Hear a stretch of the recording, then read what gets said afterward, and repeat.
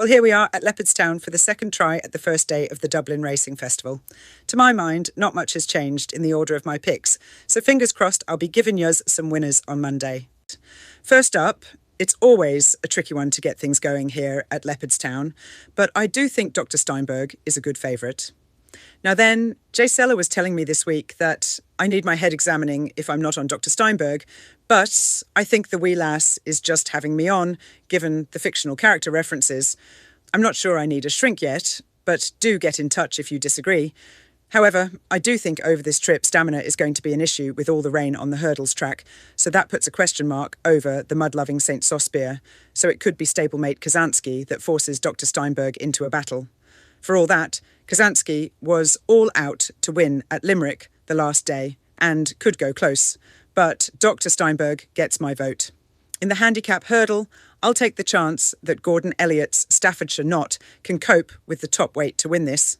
He ran a super race to come second to Joseph O'Brien's Home by the Lee in the Galmoy hurdle the last day, and this looks less competitive than that Grade 2, though luck in running is obviously the order of the day in these big field handicaps. But Staffordshire Knot is full of class at this level, so I'll take my each-way chance on him with Carl Miller's £5 claim making this a valid chance. Fingers crossed. Why thank you, Jay Seller, and my Saturday nap will be in the feature, the Gold Cup, where Gallopin Day Champ it is for me to make it a fourth win in as many years in this race. I'm telling Yuz this is his race, his time of year, and I cannot believe the price that I got on him this week. I'm of the opinion that this is the biggest mispricing for a Willie Mullins superstar that I have seen for many a year. And why?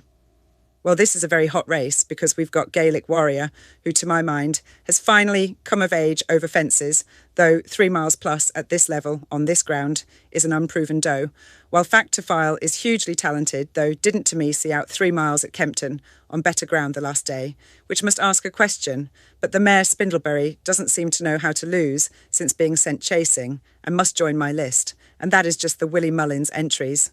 Noel Mead's Affordale Fury beat the selection in the Savills Chase here the last day, but Gallopin Day Champ does usually need a first run, which was the case then, and I will highlight that stat.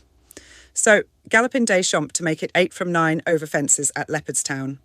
A remarkable record, with Gaelic Warrior and Spindleberry in the mix, if seeing out the trip. My next best is next up, where another Gigginstown pick is for me for the Barberstown, and that is Jacob's Ladder. Already looking far better over fences than hurdles, this 2 mile one trip is right within his range, so with no concerns over this deep ground, and Jack Kennedy aboard, I'll be expecting a big showing for the Cullentra yard that is on for a great weekend. Jacob's Ladder won his beginner's chase at Fairyhouse with a bit in hand over favourite Caroline Bamboo, and from there came second to the smart Kappa Joy Pike in a Grade 3. So I do think there's strong enough form in that to be landing this handicap chase from near the top of the weights.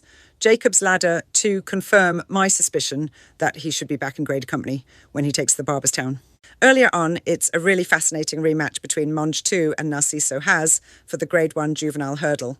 Now, I'll be betting that Narciso Has is much sharper than when this pair were 1-2 in the Fairyhouse juvenile race at Fairyhouse in November, and Narciso Has did win a Grade 2 the last day here.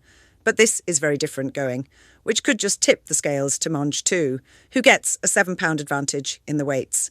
There'll be no such concerns for Willie Mullins' second string, the French import Selma de Very, who won with a bit to spare at Orteal before being snapped up to run in the Ritchie Silks.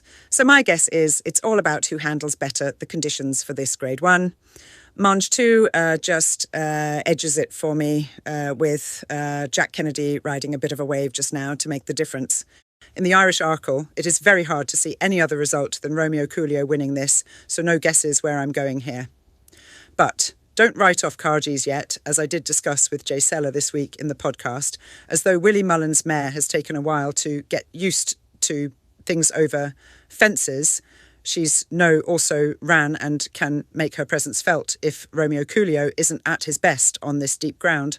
All said, Romeo Coolio is very classy, having always looked like a chaser in the making, and certainly hasn't disappointed in his novice campaign, 3 from 3 this season, so I can see why the price is such that it is a tactical race with only the 3, but it's Romeo Coolio's to lose in my book.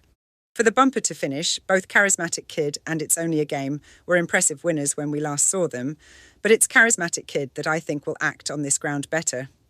Of course, it again will be who handles the conditions after a week dominated by rain, but Charismatic Kid did seem to go well enough to win from the front at Navan the last day. And with Gordon Elliott having his yard in such good form, I'm of the opinion that the winners coming from there, with Broadway Ted and Generous Risk both holding each way claims at the least.